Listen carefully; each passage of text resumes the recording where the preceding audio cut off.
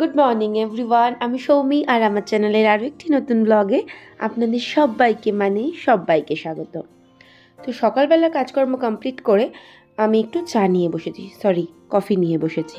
আর এমনভাবে বসেছি যেন মনে হচ্ছে আমাকে না সেই জেলে কয়েদি বন্দিদের মতন ঠিক আমার অবস্থা লাগছে। আমাকে মানে বিধ্বস্ত বিপর্যস্ত অবস্থায় আমি বসে বসে চা খাচ্ছি। অ্যাকচুয়ালি একদমই না, আমার এই ঘরের ফ্যানটা একটুখানি সাইড মতন করে না, সেই জন্য আমার আজকে খুব ইচ্ছে হচ্ছিলো আমি ফ্যানটার একদম ডাইরেক্ট নিচে বসে চা খাই। তো তারপর মনে হলো যে না, সুখের চা কফি খাওয়া তো আমার কপালে নাই, তো আমাকে উঠতেই হবে। আর গরমটা তো মোটেই কমছে না, বৃষ্টি হব করছে, কিন্তু হয়ে তো আর বৃষ্টি উঠছে না। কিন্তু কাজকর্ম তো হতেই হবে না, বৃষ্টি হোক, রুবেলা কি নাই কি রোমালা কি একটা ঝড়ের নাম শুনলাম, সে যাই আসুক না কেন আমাকে তো আমার কাজ করতেই হবে। শুধু আমাকে কেন, আপনাদের প্রত্যেককেই তার সংসারের কাজ কমপ্লিট করতে হবে। তো কাজগুলো না খুব সুন্দর করে গুছিয়ে গুছিয়ে করলে আমাদের সব কিছুই খুব সুন্দর হয়। সেজন্য আমি এখন কদিন ভেবেছি যে ফ্রিজের মধ্যে বাটি করে দুধ রেখে দিলে জায়গাটা অনেকটা লাগে। তো সেই জন্য আমি করেছি কি, দুধটা রোজ গরম করি, সেটাকে ঠান্ডা করে আমি শিশির মধ্যে করে দুধ রেখে একদম ওই ফ্রিজের ডোরের মধ্যে রেখে দিই। তো এর ফলে কি হয়, একটু কাজটা আমার মানে ফ্রিজটা একটু বেশি সুন্দরভাবে অর্গানাইজ থাকে, এটাই আমার মনে হয়। নতুন আবিষ্কার করেছি। তো যাই হোক, বাবুই আজকে যাবে একটু স্কুলে, তবে স্কুলে পড়াশোনার কোনো ব্যাপার নয়। তো একেবারে পড়াশোনার ব্যাপার নয় বললেও ভুল হয়ে যাবে। ও স্কুলে আনতে যাবে, স্কুলে কিছু খাতা দেবে, ওর প্র্যাকটিক্যাল প্রজেক্ট এই সমস্ত খাতাগুলো স্কুল থেকে প্রোভাইড করবে, তো সেগুলো আনতে যেতে হবে। তো সেজন্য ওর খাবারটা আমি আগে রেডি করে নিচ্ছি। ওই জন্য কফিটা খেতে খেতে হঠাৎ মনে পড়লো যে 9:30টার মধ্যে বেরোবে।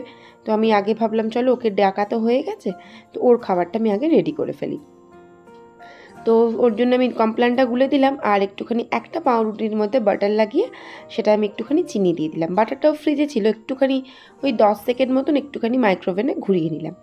তো ওর খাবারটা আমি এখানে আপাতত সুন্দর করে গুছিয়ে রেখে দিই, আর এক্ষুনি ও খেয়ে নেবে, আর বেশিক্ষণ তো লাগবে না, উঠেও খেয়ে নেবে, আবার তো বেরোতেও হবে না। তার মধ্যে আবার পড়াও ছিল ওর আজকে একটা, তো স্কুল থেকেও সোজা পড়তে চলে যাবে, এটাই আপাতত প্ল্যান। তো বাবুই পড়তে বেরিয়ে গেল, আর আমি করলাম কি, চলো বড় ঘরটা ভাবলাম গুছিয়ে নিই। ওই ঘরটা আগে গুছিয়ে ফেলেছিলাম, সকালবেলা ঘুম থেকে ওঠার সাথে সাথেই তো আমি আগে বিছানা তুলি না, কিন্তু এটা যেহেতু ওরা শুয়ে থাকে সেজন্য আমার বিছানাটা তোলা হয় না। তো বিছানাগুলো আমি সুন্দর করে গুছিয়ে টুছিয়ে নিলাম। এইবারে ভাবছি চলো একটুখানি দেখা যাক কী কী রান্না ফান্না করা যায়। তো তমাল কালকে আনাজপত্র সব নিয়ে এসেছিলো, আর যেগুলো আমার গুছিয়ে সুন্দর করে সব ফ্রিজে রাখা হয়ে গিয়েছিল। তো আমি করলাম কি, কিছু আদা রসুনও পেস্ট করে ভাবলাম ফ্রিজে রেখে দেবো। এই যদি আদা রসুন পেস্ট করে আমি ফ্রিজে রেখে দিই, এই কাজগুলো যদি সুন্দর করে না করে রাখি, তাহলে রান্না বান্না করতে খুব বেশি সময় লাগে না। যেমন আদা পেস্ট করব, তারপরে রান্না করব, এটা একটা মানে বেশি কাজ হয়ে যায়। তাই অনেকটা বেশি করে আমি আদা রসুনের পেস্ট ফ্রিজে রেখে দিই, যখন যেমন দরকার হয় নিয়ে নিই সেখান থেকে। তো আদা রসুনের পেস্টটা ফুরিয়ে গিয়েছিলো, সেই জন্য আজকে আমি একেবারে বেশি করে একদম এই কন্টেনারটার মধ্যে ভরে সোজা একেবারে আমি এটাকে ফ্রিজের মধ্যে তুলে দেবো, বেশ অনেক দিন চলবে। তো এইভাবেই তো সংসারের কাজগুলো সুন্দর করে গুছিয়ে আমরা করে থাকি। অ্যাকচুয়ালি আমি না, আমরা সবাই সুন্দর করেই এরকম করে গুছিয়ে কাজ করি।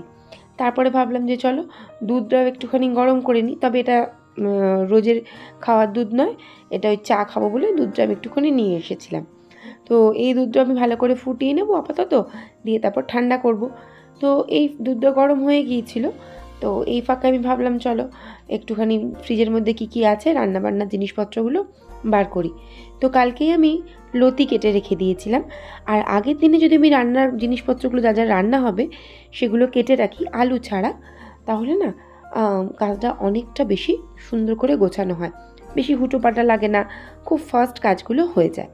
আর সেদিনকে আমি মলে গিয়েছিলাম না, কিছু জিনিস কিনেছিলাম যেটা আপনাদের সাথে শেয়ার করা হয়নি, আর নিয়ে এসেছিলাম কিছু ফল। তো কিছু ফল খেয়ে ফেলেছি, যেমন কিউইটা খেয়ে ফেলেছিলাম, আর ব্লুবেরিটা ছিল, ব্লুবেরিটা খুব সুইট খেতে। বাড়িতে যদিও বা কারোর পছন্দ হয়নি, আমি একাই খাচ্ছি ব্লুবেরি ফ্রিজের মধ্যে রেখে দিয়ে। আর মানে এনেছিলাম 2খানা প্যাকেট, সেজন্য তো শেষও হয় না, অনেক দিনই এনেছি। তো এরপরে আমি করলাম কি, লতিটা বসিয়ে দিয়েছিলাম। তো লতিটা বসিয়ে দিয়ে ভাবলাম ফ্রিজের মধ্যে সেই আগের দিনকে আমি একটুখানি কাঁচা আম পেস্ট করে রেখে দিয়েছিলাম না সিদ্ধ করে, তো সেটা দিয়েই ভাবলাম একটুখানি মানে সিকাঞ্জি করে খাই।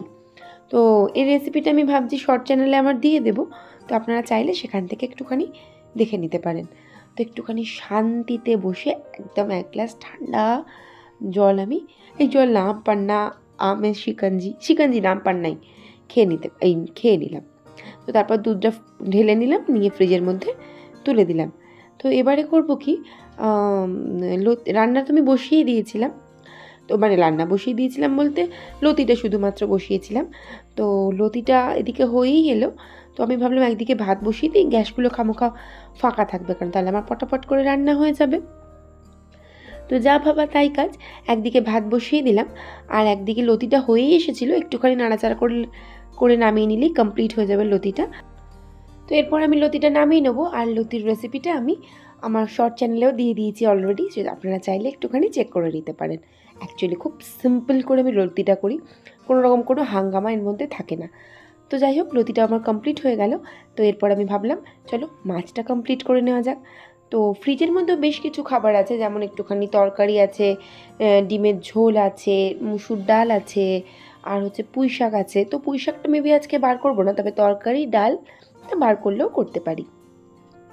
তো কিছু বাসনও পড়েছিল, এর ফাঁকে আমি বাসনপত্রগুলো সব মেজে ফেললাম। তো এরপরে মাছের ঝোলটা বসিয়ে দেবো, মাছের ঝোলটা পটল দিয়ে করব। তো বাবুই একটু মনক্ষণে হবে বই কি, তো হোক গে, আমি ওই পটল দিয়ে ওকে মাছের ঝোলটা খাইয়ে দেবো চেপে চুপে। একদম পছন্দ করে না খেতে, কিন্তু আমি খাইয়ে দেবো। তো একদম মাছের ঝোলটাও সিম্পল, একটুখানি আলু এই তেলের মধ্যে একটুখানি জিরে দিয়ে আলু পটলটা তুলে দিলাম, আর একটুখানি পেঁয়াজটাও দিয়ে ভালো করে একটু নাড়াচাড়া করে নেব, নিয়ে আমি একটু চাপা দিয়ে দেবো। চাপা দিলে না একটু সুন্দরভাবে নরম হয়ে যায়, খুব বেশিক্ষণ জলের মধ্যে দিয়ে ফোটাতে লাগে না। তো যাই হোক, একটুখানি নাড়াচাড়া করে আমি একটু চাপা দিয়ে নিই। আর তারপরে মশলা বলতে একটু আদা রসুনের পেস্ট দিয়েছিলাম, আর একটু জিরে ধনে লঙ্কার হলুদ গুঁড়ো দিলাম, দিয়ে একটু কষিয়ে একটু লবণ চিনি সামান্য দিয়ে জল ঢেলে দিয়েছিলাম, আর ফুটে উঠতেই মাছগুলো তুলে দিলাম, বাস কমপ্লিট। তো মাছ রান্নাটা কমপ্লিট হয়ে গেল, আর আকাশটা দেখলাম হালকা মেঘলা হয়েছে, খুব ঝিরঝির করে বৃষ্টি পড়ছিল, তবে আমার মনে হয় না এই বৃষ্টিটা বেশিক্ষণ হবে বলে। তো দেখা যাক, বৃষ্টি তো হওয়ার কথা আছে, তো হলেই খুব ভালো হয়। তো বড্ড গরম পড়েছে, নামা যাচ্ছে না এতটা গরম। তো এই গরমে কাজকর্ম, তো ওই যে বললাম কাজকর্মে তো আর বাধা দেওয়া যাবে না, সেই কাজকর্ম তো রোজই চলবে। তো এই বলে একটুখানি ভাবলাম চলো ছাদে আসি। তো বাবুইও এসেছিল আমার সাথে। আকাশটা কিন্তু খুব বেশি মেঘলা হয়েছিল। তো এখন খুব ঝিরঝির করে বৃষ্টিটা পড়ছে, কিন্তু আমার ওই যে বললাম মনে হচ্ছে না খুব বেশি জোরে পড়বে। আর মেঘলা হয়েছে আকাশটা, জানি না আপনাদের ওখানে কোথায় কেমন বৃষ্টি হয়েছে, আমাদের এখানে আর বৃষ্টিটা সেভাবে কিন্তু হয়নি। তো ছাদের মেঘ ঠেক দেখে আবার নিচে চলে এলাম। ভাতটা এদিকে আমার কমপ্লিট হয়ে গিয়েছিল, তো ভাতটা উপর দিয়ে নেবো। আর বাবুয়েরও পেয়েছে বেজায় খিদে, ওনারও আবার পড়া আছে আজকে একটা, উনি একটা পড়ে চলে এসেছেন, আরও একটা পড়া আছে। তো ওকে খেতে টেতে দিয়ে দেবো, আর তারপর ও পড়তে চলে যাবে। আর এদিকে ভাবলাম চলো রান্নাবান্না যখন টোটাল কমপ্লিট, তো রান্নাঘরটাও গুছিয়ে নেওয়া যাক। তো ব্লগটা এখানে শেষ করলাম, ভালো লাগলে প্লিজ পাশে থাকবেন। Thank you.